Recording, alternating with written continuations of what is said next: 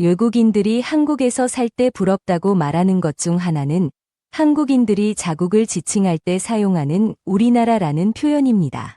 실제로 한국인들은 이 말을 자주 사용하며 예고가에도 우리나라 만세라는 구절이 있습니다.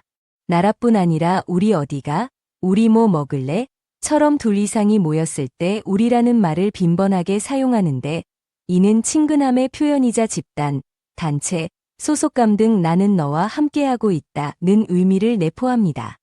한국의 빠른 경제 성장 배경에도 이러한 공동체 의식이 자리 잡고 있다고 볼 수 있습니다. 기성세대가 자신보다는 우리를, 우리나라를, 그리고 자식들을 위해 헌신한 결과가 오늘날의 한국 경제를 이루었다고 해도 과언이 아닙니다. 이처럼 한국인이 자국을 우리나라라고 부르는 것은 강한 소속감과 애국심을 보여주는 단적인 예이며 그렇기에 자국민의 비판은 수용해도 외국인의 비난은 쉽게 용납하지 못하는 경향이 있습니다. 그런데 최근 한 외국인이 한국인의 우리나라 표현에 불만을 제기하는 글을 글로벌 커뮤니티에 게시했고 이를 본 다른 외국인들은 오히려 황당하다는 반응을 보이고 있습니다. 과연 어떤 이유로 한국인의 우리나라라는 표현에 불만을 느꼈는지 해당 글의 내용을 자세히 살펴보겠습니다. 여러분은 한국 여행이 즐거울 거라고 생각하시나요? 만약 한국 여행을 계획하고 있다면 다시 한번 생각해보라고 말하고 싶습니다. 한국인인 저조차도 차별을 당했으니까요. 저는 한 번도 제가 한국인이 아니라고 생각한 적은 없지만 그렇다고 한국인이라고 단정 지은 적도 없습니다. 저는 중국에서 태어났기 때문입니다. 하지만 제 조상이 한국과 깊은 관련이 있기에 한국에서 차별받을 것이라고는 생각하지 못했습니다.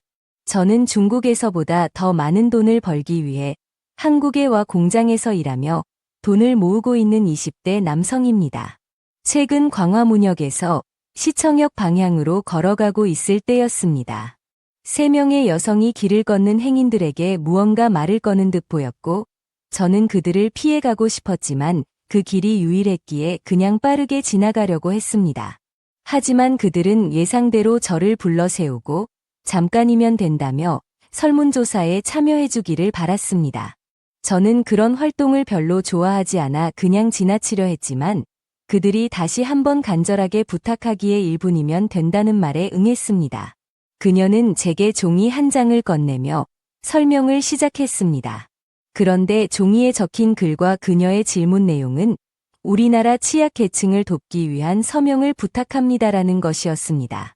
글에는 여성 문제, 한부모 가정, 차별 등 다양한 사회 문제에 대한 내용이 담겨 있었습니다.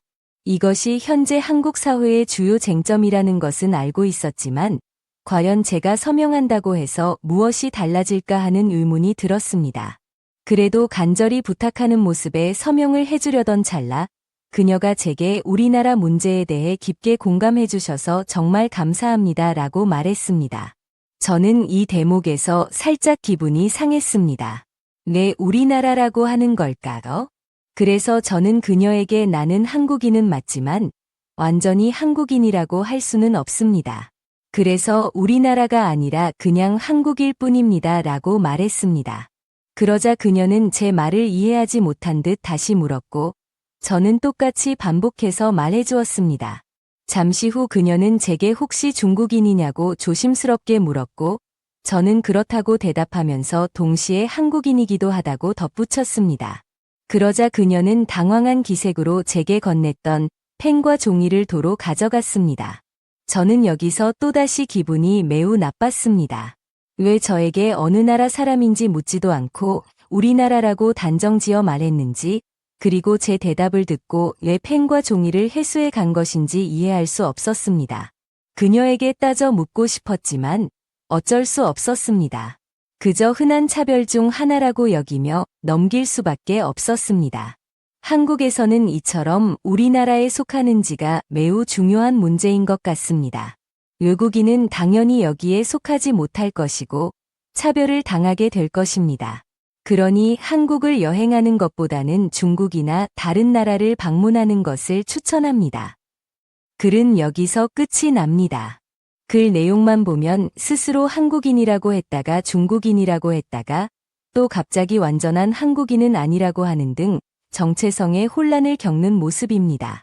작성자의 국적이나 정체성을 명확히 파악하기는 어렵지만 그의 경험과 주장은 위와 같습니다.